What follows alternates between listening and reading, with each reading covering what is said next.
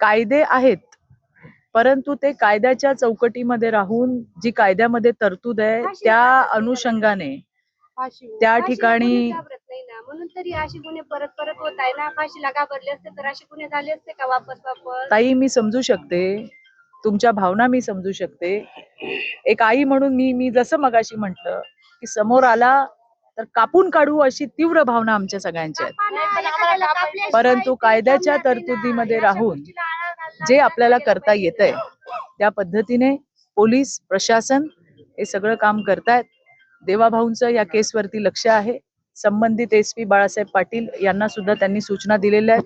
DYSP स्वतः या केसवरती केसचा पुन्हा आणखीन काय एव्हिडन्स वगैरे काही मिळतायत का त्याच्यासाठी त्यांचाही तपास चालू आहे.